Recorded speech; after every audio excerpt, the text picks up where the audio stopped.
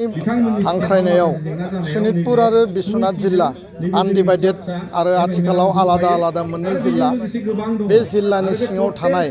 जोंनि मेलेमजिबि आरो बारग' एबसु बर' थुनलाइ आफाद बारग' बिएलटि बारग' एनडिबि बारग' एक्स भलन्टियार फर्स जथायै जोङो बिथांमोनखौ हांख्रायदों मेलेमजिबि बिथांमोनखौ आरो कारना जाबाय जे बिटिआर गोजोन गोरोबथानि जिफोर दफा दङमोन बे दफाखौ आखरे आखरे मावफुंनांगौनि थाखाय सनितपुर आरो बिश्वनाथ गहपुरनि सिमुलुगुरि बा लखिमपुरनि पार्सियेल मोनसे जि सार्कोल बे एरियासिम सोसननायनि जि बाथ्रा बे बाथ्रानि सायाव जोङो खोब स्पष्टयै रायजो राजाजों जों दिनै रायलायगोन आरो अलरेडि बेनि सायाव सावरायनाया सोलिगासिनो दङ जे 60टा गामि गिबि मन्थ्रि बिथाङा 26 जानुवारियाव फोसावदोंमोन बिनि 41टा गामिल' सोसननाय जाबाय 19टा गामिखौ दाबो सोसननो आद्रा दङ आरो जोंनि दाबिया 60टा नङा जोंनि दाबिया जाबाय 600-700 जिखिनि बाउन्डारि कमिसननो जों होबाय बाउन्डारि कमिसना आसाम केबिनेटआव हरगोन रिकमेन्डेसन आसाम केबिनेटआ एप्रुभेल खालामनानै राज्यपाला नटिफाइ खालामनांगौ आरो 2 नभेम्बराव राज्यपाल बिथाङा नटिफिकेशननि गेजेरजों 41 गामिखौ सोसननानै उदालगुरि जिल्लायाव मार्च खालामनानै होबाय दा बे 41 गामिखौ सोसननायनि उनाव दानि बे परिबेसाव बेखौ सेटेलाइट काउन्सिल बादि नुदों खिन्थु 6 सिडुला मालाबाबो सेटेलाइट काउन्सिल जाया 6 सिडुला जाबाय कन्टिगुवास आरो कम्पेक्ट एरिया दा बेखायनो 3082 खान जे बिटिसिआव बा बिटिएडिआव दङमोन बिटिआरआव बियो दिनै 3123 खान गामि टटेल जाबाय आरो बिनि गेजेरजों जोंनि एरिया बांबाय आरो बिनि गेजेरजों थाखानाय जिल्लायाव आरो गोदानै सोसनजानाय गामिफोरखौ लानानै 60टा माने 54+6 जि 40+6 समस्ति बेखौ 54+6 60टा समस्ति दानांगोन थाखानायावबो मोनसे मोननै बारायगोन गोदान जिल्ला गोदान एरियायावबो बारायगोन आरो बिनि गेजेरजों जोंनि 6 सिडुलनि राजनितिक जि मर्यादा संबिधानिक जि जोंनि अधिकार बेखौ आबुङै मोनफुंनायनि थाखाय जोङो खामानि मावगासिनो दङ बिटिआर एकर्डनि गेजेरजों थाखानाय 6 सिडुलखौ मर आपग्रेडेशन एनहेन्समेन्टनि बेबस्था लाबोनाय जादों आर्टिकल 280 एमेन्डमेन्टनि गेजेरजों फाइनेन्स कमिसननि बेबस्था दङ आरो 3B पावार टु मेक लस बे बाथ्रानि गेजेरजों 39टा जि साबजेक्ट दङमोन एडिशनेल मोनथाम फुल फ्लेजेड बारायनानै 42 जागोन आरो एडिशनेल मोनबाया थाखानाय साबजेक्टआव बेयो एडिशन जागोन दा बे बाथ्राफोरखौ लानानै जों दिनै गोथौयै आरो गुवारै सावरायगोन गुबुन मोनसेथिं एकर्ड इमप्लिमेन्टेशननि बेलायाव जोंहा एनडिबिनि जि केस उइथड्रयेलनि मेटार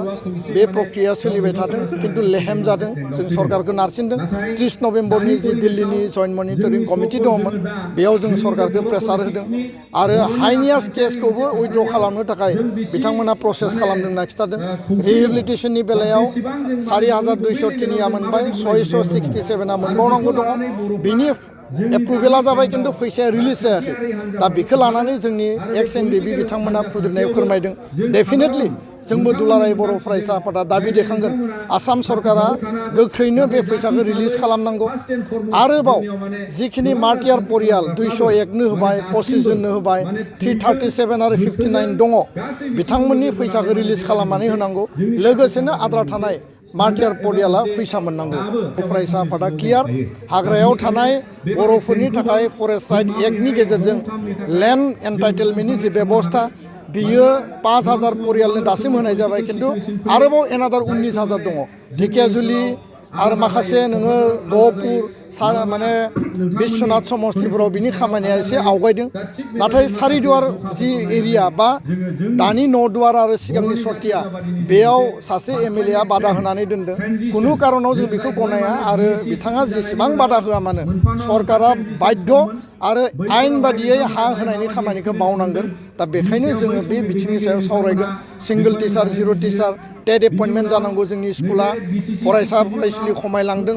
जोंहा टिचार गैयिनि थाखाय गार्जेनफ्रा फरायसा फरायसुलिखौ हरनायाव आख' फाख' जादों इजिएस सेन्टार 75 स्कुलाव पस्ट क्रिएसन जायाखै आसाम सरकारखौ जों दाबि होदों आरो बिथांमोना मोननै पस्ट क्रिएसन खालामनो होननानै बुंदों जायफोर गोदानै प्रभिन्सियेलाइज जानाय बे स्कुलखौ सेल्फ बेस्ड स्कुल हिसाबै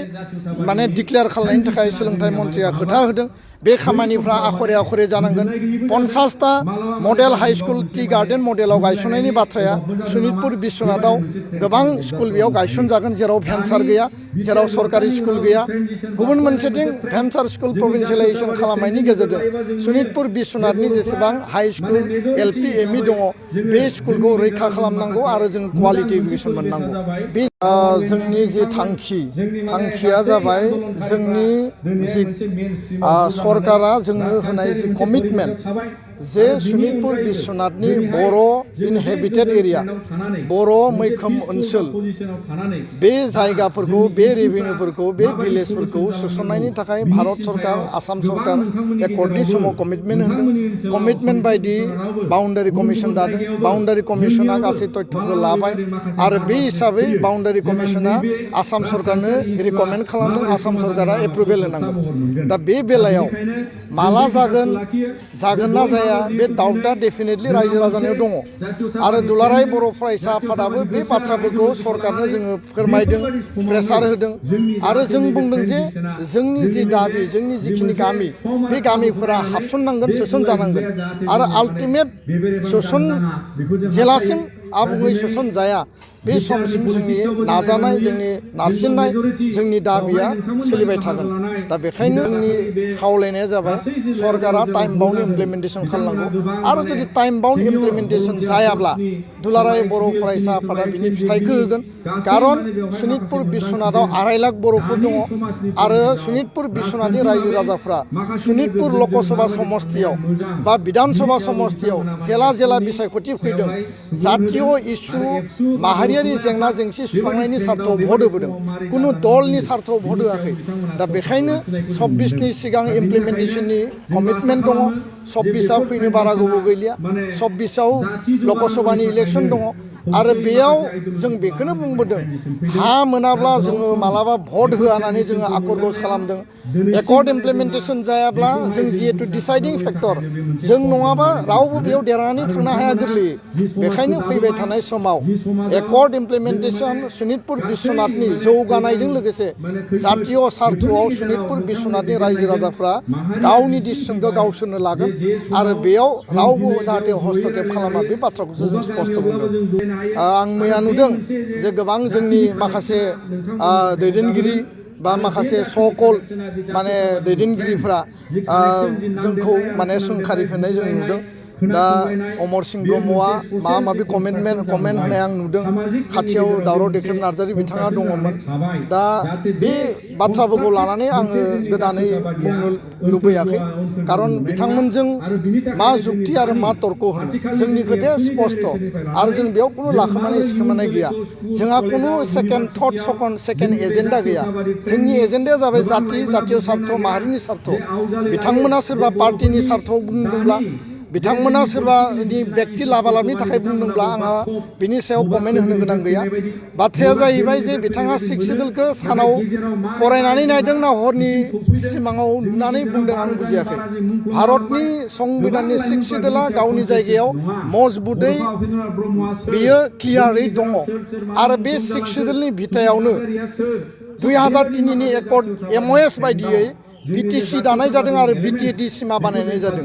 2020नि एकर्ड बायदियै बे MOSनि बायदियै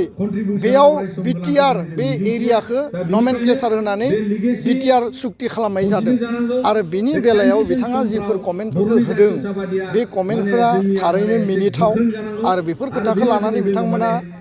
माने बेबायदि डिबेट खालामबाय थानायनि कुनु जुक्ति गैया होननानै आं बुंनो नागिरो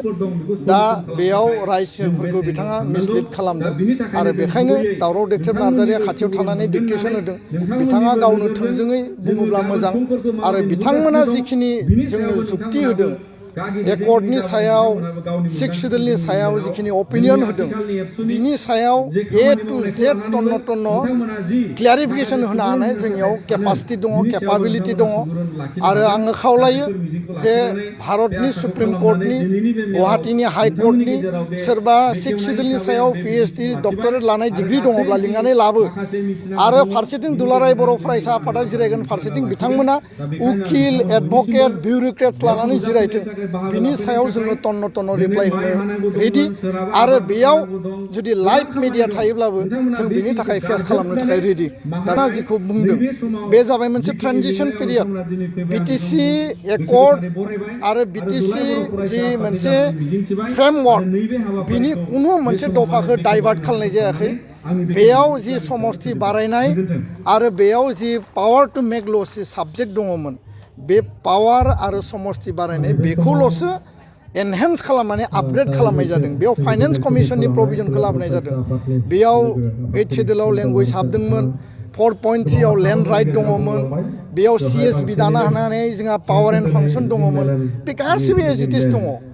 बिदि नङा जे बिटिसिखौ स्क्रेप खालामनानै बिटिआर एकर्ड खालामनाय जादों बिटिआर एग्रिमेन्टनि कुनु सेन्टेन्स कुनु वार्डआव स्क्रेपनि बाथ्रायानो गैया बिटिसि थाखानायखौ मर माने एनहेन्समेन्ट आरो मर augmentation of area power and फांसननि बाथ्रासो बुंदों बिथांमोना माखौ फरायदों माखौ बुजिदों ना सानाव सिमां नुदों हराव सिमां नुदों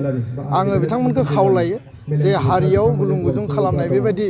माने अपिनियनखौ जाहाथे लाबोबाय थाया आरो बेबायदि डिबेट आरो बेबायदि कन्ट्राडिक्सन खालामाबासिनो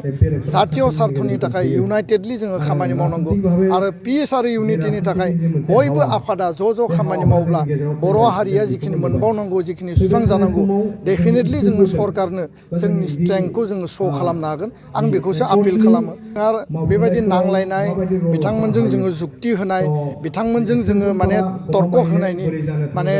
परिबेस दं होननानै आं सानाखैबा जोंनि थांखियाबो बिथांमोन नङा जोंनि थांखिया जाबाय भारत सरकार आसाम सरकार जातीय इस्यु एजेन्डाखौ लानानै जोङो हासिल खालामनांगौ जोङो बिनानै दाबिनानै बिख'नानै लाबोनांगौ सोरजोंबा जोंनि मानसिजों जोंनिजों नांलायबाय थानानै टाइम पास खालामनायनि सम नङा होननानै आङो बुंनो नागिरो काउन्सिलजों जोङो रायलायबाय क्लियारै